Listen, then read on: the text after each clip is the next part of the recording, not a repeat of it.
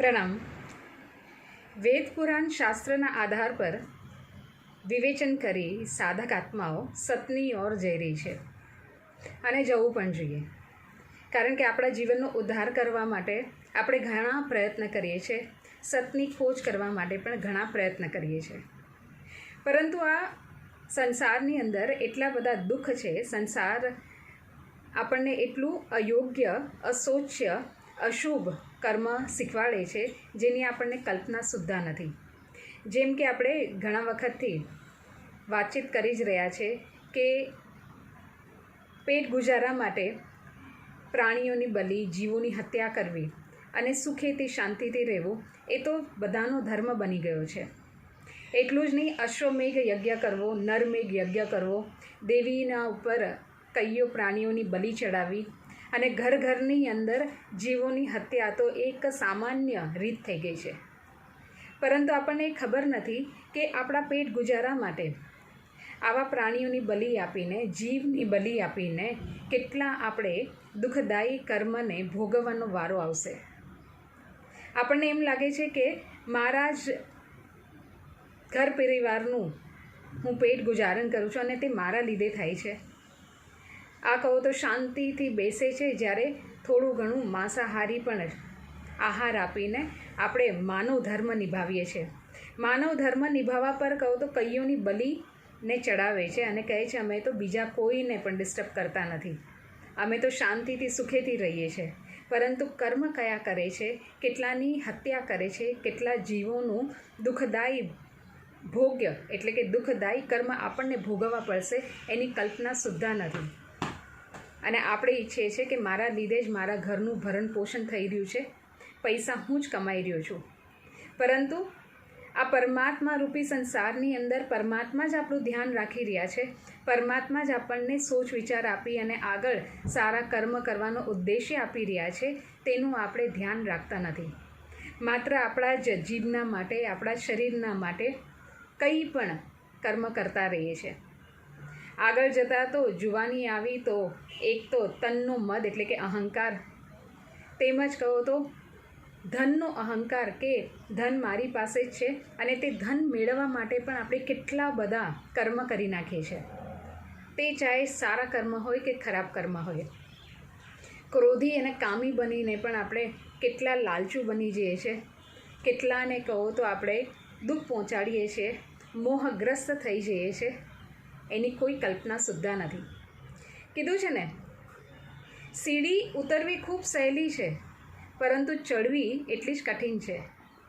આવા કર્મ કરીને સંસારની અંદર સુખીથી રહેવું એ તો સરળ છે, પરંતુ બધાના ઉપર સમભાવ રાખવો, બધાના ઉપર કૃપા દ્રષ્ટિ રાખવી, કોઈ જીવની હત્યા ન કરવી અને એક ભક્તિભાવથી બધાની સેવા કરી અને વૈકુંઠનો ધર્મ પ્રાપ્ત કરવો, તે કહો તો ખૂબ જ કઠિન છે.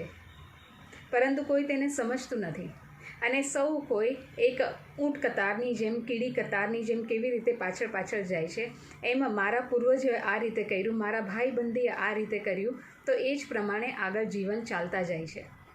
સત્ય શું છે તેની ખોજ કરતા નથી. શાસ્ત્રની અંદર કયા દુઃખ રૂપી કહો તો આપણને વિધાન આપેલા છે, કેવા કર્મ ભોગવવા પડશે અશુભ કર્મ કરીને, એનું પણ આપણને કલ્પના સુદ્ધા નથી.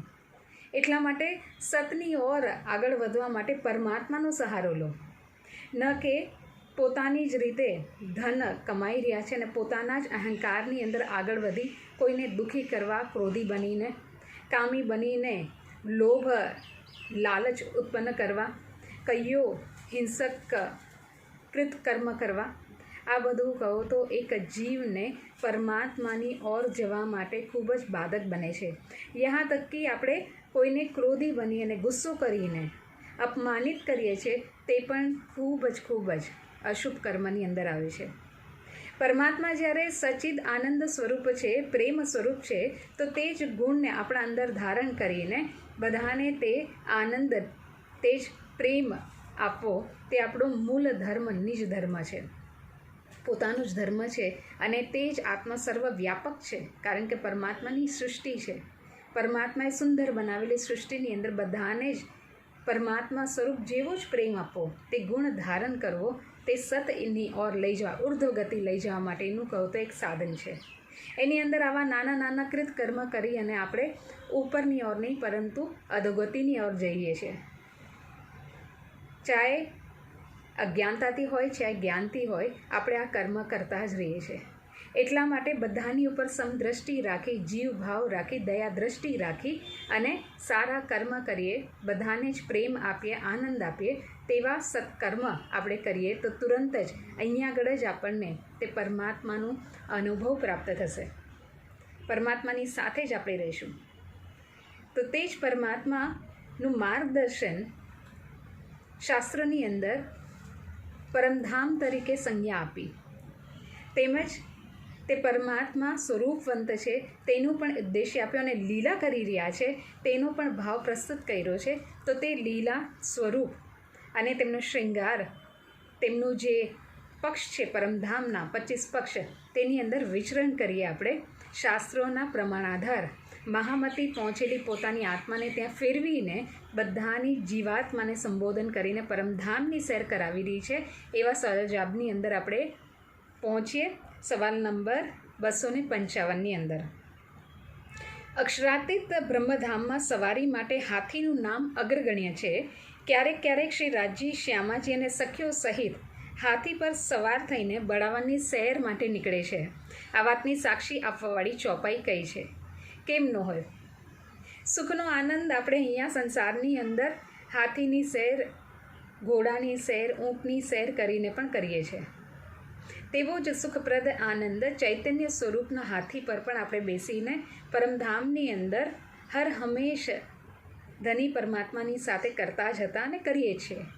તો કીધું, હાથી ઇત કઈ રંગ કે અસવારી કે સિરદાર, કબુ કબુ રાજ શ્યામાજી રૂહે બડેવન કરત વિહાર. પરિક્રમા કિતાબ પ્રકરણ 27 ચોપાઈ 45માં કીધું, નિજધામની અંદર અનેકો રંગના અસંખ્ય હાથી છે જે સવારી માટે અતિ શ્રેષ્ઠ માનેલા છે.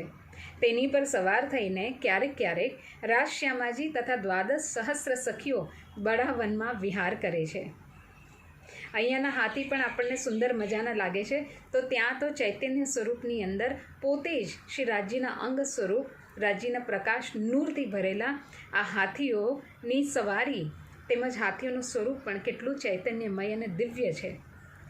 પ્રશ્ન 256, અદ્વૈત નિજધામના પશુ પક્ષી તથા જાનવરાદી ધરતી પર દોડે છે અને આસમાનમાં ઉડે છે. અહીંના એ પશુ જાનવર પણ પક્ષીઓની જેમ આસમાનમાં ઉડે છે. વાતની સાક્ષી આપવાવાળી ચોપાઈ કઈ છે?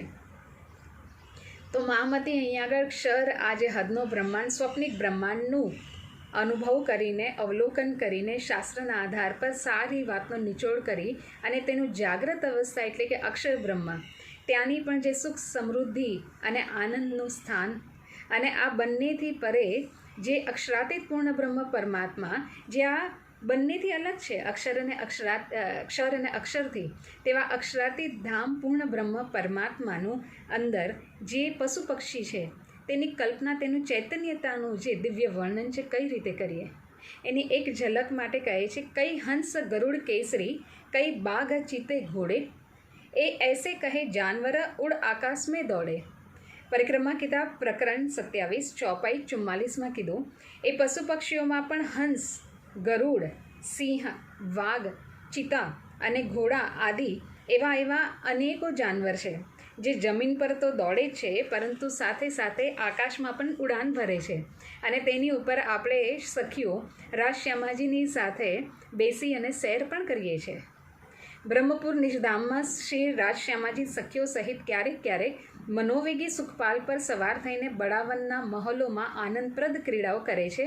આ વાતની સાક્ષી આપવાવાળી ચોપાઈ કઈ છે? તો કીધું, કબુ કબુ રાજ રૂહંસો મન બેગી સુખપાલ, બડે બન મોહલન મેં કરત ખેલ ખુશાલા. પરિક્રમા કિતાબ પ્રકરણ 27 ચોપાઈ 46માં કીધું, જે રીતે અહીંયા આગળ પશુ પક્ષીઓના ઉપર સવાર થઈને અલગ અલગ જગ્યા પર વિહાર કરવાનું તો વાત આવે જ છે, સાથે ત્યાં આગળ સુખપાલોની પણ શોભા છે. એ સુખપાલ પણ આપણને જે પ્રકારથી મનો ઈચ્છિત ભાવથી શોભા ધારણ કરે છે અને આપણી સમક્ષ સેવામાં પ્રસ્તુત થાય છે.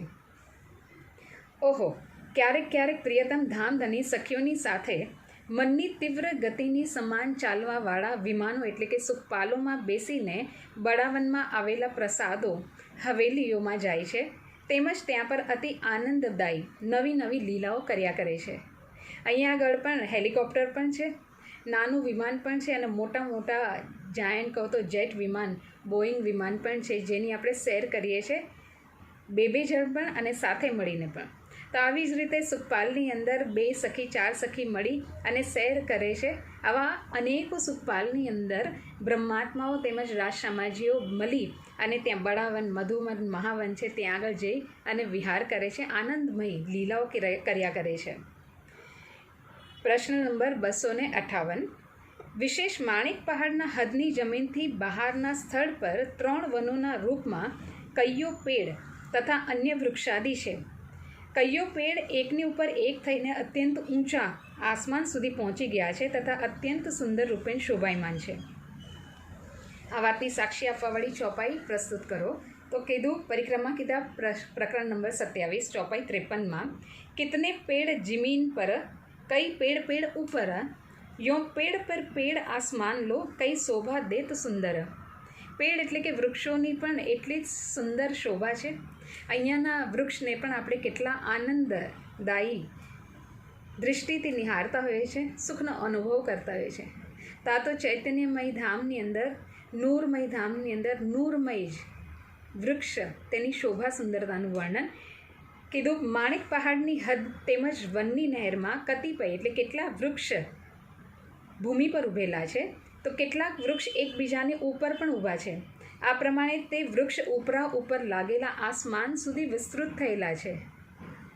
અહીંયાની દ્રષ્ટિથી તો આ વસ્તુને નિહાળી શકાતી જ નથી. પરમધામની એવી દિવ્ય તેજ, આ તારતમ્ય કહો તો પ્રકાશના દ્વારા થોડુંક આપણે સાધનાની અંદર જઈએ, વિવેચન કરીએ, માયાવી દ્રષ્ટિને દૂર રાખી દઈએ તો આહલાદાયક, આનંદમય આ વૃક્ષોની શોભાની જે ચરમસીમા છે તેને મહામતી આપણી માટે પ્રસ્તુત કર્યું કે વૃક્ષ એકની ઉપર એક થઈને આસમાન સુધી કેટલા સુંદર ભવ્ય રૂપમાં શોભાયમાન છે, વિસ્તૃત રૂપે ફેલાયેલા પણ છે. પ્રશ્ન નંબર 259. આ ત્રણેય વન એટલે કે બળાવન, મધુવન અને મહાવન અત્યંત દૂર અર્થાત બળી રાંગની કિનાર સુધી દૂર સુધી ફરેલા છે. અત એ વન ઊંચાઈમાં પણ ઉપરા ઉપર ધરતીથી લઈને આસમાન સુધી સુશોભિત છે. ઉક્ત વાતોની સાક્ષી આપવાવાળી ચોપાઈ કઈ છે? જે આપણું ઘર, મૂળ ઘર, રંગમહલ, તેની આજુબાજુના આવેલા વૃક્ષ, તેની ક્યાંક ક્યાંક 2 ભૂમ ત્રીજી ચાંદની છે, ક્યાંક ક્યાંક 5 ભૂમ છઠ્ઠી ચાંદની છે, ક્યાંક 10 ભૂમની પણ વાત આવેલી છે. પરંતુ અત્યંત જે વિશાળ વૃક્ષ અને તે પણ આસમાન સુધી ગયેલા છે તેવા બહોત દૂર લો એ બન આગું આગું બળે દેખાય, ચડતે ચડતે ચડતે લગ્યા આસમાનો જાય. પરિક્રમા કિતાબ પ્રકરણ 27, ચોપાઈ 55માં કીધું. અહીંના વન પ્રદેશ અત્યંત દૂર સુધી સુંદર રીતે ફેલાયેલા છે. તેની ઊંચાઈ ક્રમશઃ ઉત્તરોત્તર વધતા માનો આકાશ સુધી પહોંચી ગઈ હોય તેવું પ્રતીત થાય છે. આ ત્રણેય વન, બળાવન, મધુવન અને મહાવનની વાત જે દૂર દૂર છોટી રાંગ, બડી રાંગ સુધી ફેલાયેલા છે, ગોળાકુર વૃત્તિની અંદર સારે ઓર ફેલાયેલા છે અને આસમાન સુધી તેની જે ઊંચાઈ છે તેનું વર્ણન કઈ જુબાન દ્વારા કરી શકાય? પ્રશ્ન 260. નિજધામ અક્ષરાતીત બ્રહ્મધામના હાથી પર્વતની સમાન ઊંચા છે. તે શ્રી ધામના એક પર્વતથી બીજા પર્વત પર ઉડતા ઉતરે છે. અત તે હાથી મનની ગતિથી ચાલતા તથા ઉડતા પણ છે. આ વાતોની સાક્ષી આપવાવાળી ચોપાઈ કઈ છે?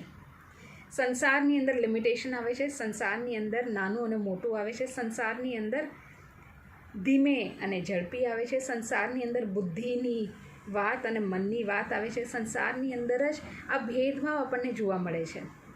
જ્યારે પરમધામની અંદર, ચૈતન્ય ધામની અંદર આવા કોઈ ભેદભાવ નથી. બધું એક રસ છે, અદ્વૈત છે, એક જ પ્રેમ પરિપૂર્ણ છે. યદિ હું ત્યાં આગળ આસમાનની ઓર વિચરણ કરું છું તો હાથી પણ ત્યાં આગળ આસમાનની અંદર તીવ્ર ગતિથી વિચરણ કરી શકે છે. એ જ અનુભવ અહીંયા મહામતી આપણને બતાવે છે. હાથી ઊંચે પહાડ સે મુખ સુંદર દંત સુઢાલ, મન બેગી કબૂ ન કાહેલી તેજ તીખી ચલે ચાલ. પરિક્રમા કિતાબ પ્રકરણ 27, ચોપાઈ 58માં કીધું નિજધામના હાથી પર્વતના સમાન ઊંચા ઊંચા છે. એટલું જ નહીં, ઊંચા ઊંચા એ હાથી એક પહાડથી બીજા પહાડ પર ક્રમશઃ ઉતરતા ઉતરતા દોડે છે અને ઉડે પણ છે. પહાડમાં તો કહો તો કેટલી ગ્રીપ જોઈએ, અહીંયા તો પડી જવાનો ડર. જ્યારે આ હાથીઓ પહાડ ઉપર જઈ અને ધીરે ધીરે નહીં પરંતુ એકદમ જ ઝડપથી ચાલતી નીચે પણ ઉતરે છે અને અગર ઈચ્છા થાય તો એક પર્વતથી બીજા પર્વત પર ઉડીને પણ પહોંચી જાય છે. એવા તેઓના હાથીના મુખ અત્યંત સુંદર તથા દાંત બહુ જ સુડોળ છે. મન જેવી તીવ્ર ગતિથી અનુસાર ચાલવાવાળા અને ઉડવાવાળા તે હાથીઓને ક્યારેય પણ આળસ આવતી નથી. એક એક શબ્દ આપણને પરમધામના મીઠી મીઠી લીલાનું વર્ણન કરાવે છે અને આનંદની અંદર સરોભર કરાવે છે. તે સદૈવ તીવ્રાથી તીવ્ર ગતિથી ચાલે અને ઉડાન ભરે છે. આળસ શબ્દ પણ અહીંયા આગળ સંસારનો છે. બ્રહ્માત્માઓ તેમજ રાશ્યામાજીની સાથે રહેવાવાળા પશુ પક્ષીઓ, ખૂબ ખુશાલીઓ, સેવિકાઓની અંદર આળસ જેવી વસ્તુ નથી. હર હંમેશા તત્પર હોય છે સેવાની અંદર, હર હંમેશા તત્પર હોય છે પોતાના જ મસ્તીની અંદર, આનંદની અંદર. તો આવી જ મસ્તી અને આનંદ આપણા જીવનની અંદર પણ આવતી રહે, આપણું હૃદય પ્રફુલ્લિત રહે. આળસને આપણે ટાટા બાય બાય કહીએ અને પરમધામની લીલાને જ આપણે અહીંયા આગળ ધરતીની અંદર અનુભવ કરીએ તેવી જ મારી શુભકામના. પ્રણામ.